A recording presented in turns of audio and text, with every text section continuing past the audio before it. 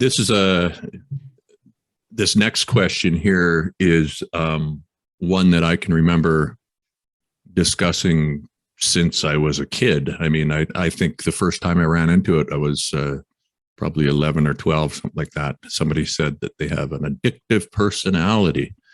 And it's a term that gets kind of tossed around everywhere. You see it.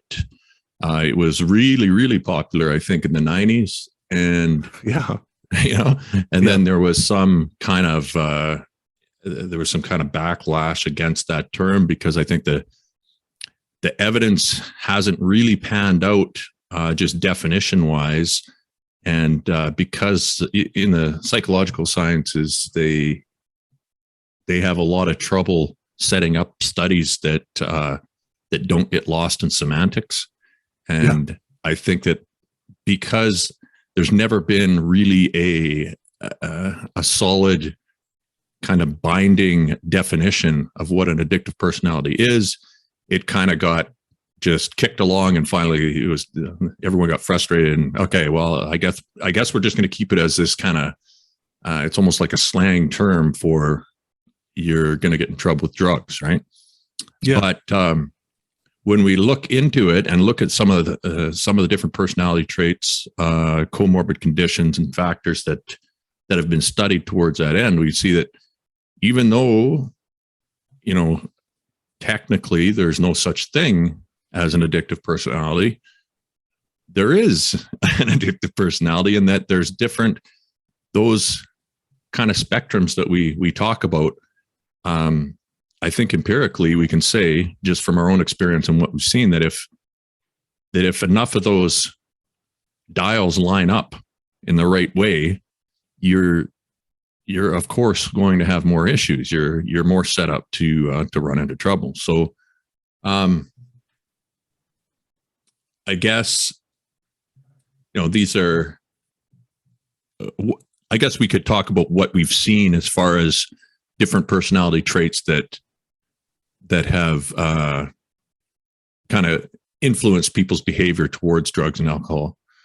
And I think we've discussed it. Is there anything else you would add personally as far as your own personality is concerned? Well, I think so. One of the ones that we haven't touched on would be impulsivity. Yes. Impulsivity and sort of the tendency towards a compulsive self-soothing behavior. Now a compulsive self-soothing behavior could be, eating, could be shopping, could be, various things on the internet. And the compulsive part of that being, that it becomes a repetitive thing, a repetitive go-to to soothe whatever process is happening in the mind, be it negative self-talk, be it depression, be it perfectionism, sensitivity, pain. So that would be one thing that comes to mind. The piece with impulsivity. Now, this is interesting because I think that impulsivity is something that can be corrected or can change, certainly within the process of recovery. So, we've talked about that kind of feeling of ambivalence about the world and what's going on, and that if there is no point to this, and as the process of depression occurs and continues to take hold, that level of impulsivity, I think, does go up, because that voice in your head is telling you, who gives a shit, Corey? Just go for it, whatever. Yeah. And then I think as you start to gain, as I gained my life back and gained things that connected me and that brought me peace, brought me happiness, and as I gained some of the tools to handle that self-talk, that need for impulsive behavior, or that voice that was saying, to hell with it, certainly quieted down and got easier to manage. Does that make sense? Yeah, it totally does. I'm just thinking about what you're talking about here, and it makes sense when you look at It's not commonly known that the majority of people who have trouble with drugs and alcohol just naturally, without treatment or help, eventually kind of grow out of it. They call it spontaneous recovery, but it's not like it's not really as miraculous as is claimed otherwise. Yeah. And I think a big part of that, well, one thing we know, like for women, the number one factor in spontaneous recovery is childbirth. So when a woman has a baby, her perspective and priorities change, which is an important part of it. And with that, I think there's an emotional maturity that probably would have happened naturally anyway, but that you think of like real impulsivity. You can think of a kid, where there's very little ability to delay gratification, and that impulsivity can be nurtured, or it can be just fed into, so that by the time you're an adult, you're still that impulsive. You just whatever you want, you're going after it immediately. So I think there's, as that is a kind of natural factor that can be developed naturally as you age. Eventually, I think humans have a tendency towards less impulsivity as we go along. And the other factors that kind of tie into that would be like thrill-seeking behavior, or seeking out novel experiences.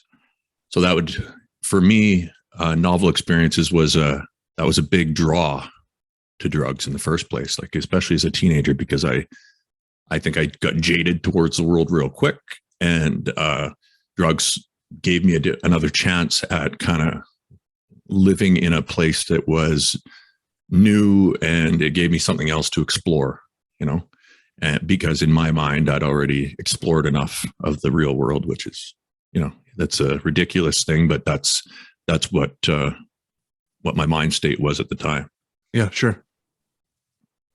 I think about, with impulsivity, anyone who's seen the downtown east side of Vancouver and seen, or in any of the many, many, many communities in our province that have a high number of people who are experiencing homelessness, and a lot of the judgment and criticism of that behavior that you can see if you're driving by or walking by, kind of comes down to impulsivity. And I think back to our conversation a couple of episodes ago about the inability to see long term, that things become about the short term. Yeah. And you will look at someone doing whatever and say, why would they do that to themselves? Why would they take that risk? Why would they go and steal? Why would they, go to the bathroom on the side of the road? Don't they care? Well, that the long-term consequences are out the window. And again, it's all very, very short term. And it,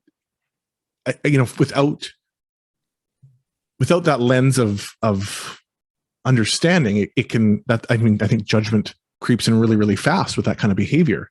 And I know that even in a more sort of normative way, the behavior that I exhibited at work of taking a drug off the counter is really, really hard to understand. Mm-hmm. But I look at the people on the downtown east side of Vancouver and say, it's not quite as hard for me to understand now. Yeah, and rightly so. Those people, a lot of those people, their entire life. I've read, I think it was one of Gabor Mate's books, maybe Hungry Ghosts, or I can't remember which one, but he talks about there's a 9 or 10-year-old girl there that basically was raised on the east side, and her mother started her on heroin at 11 because she needed her to be a prostitute to help with covering rent, right? So you look at somebody, to me, that's a level of front loading the brain that is the absolute, an extreme example of what happens when this person basically never had a chance, as in her mind would be so front loaded towards that drug, not only as a priority, but as, it would be your God, basically, right? Because all through her developmental stages, she would have never known a time where that wasn't the only solace she ever had. So, it would be hard to get into somebody's brain and actually feel what that's like, that level of not just of, because you have to take away all your understanding of what goes on. You take away your education, you take away your proper childhood, you take away nutrition, you stack the deck so hard in one direction, and then you can't, it would be a miraculous event to have that person come around. It's just, the chances of it happening are, I don't know. I've seen people's stories. I've seen way worse stories than that, actually horrendous. You wouldn't think there is anything worse than that. But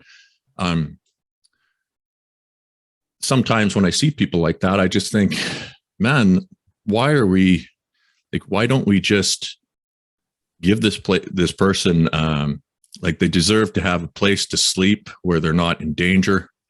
They deserve some food, and maybe just get them whatever drug they want until they can get enough stability in their life so they can figure which way is up, Yeah. To try and wrap your head around somebody who's in that state is tough to do. But like you said, it is the same problem. It's just the extreme version of it. Yeah.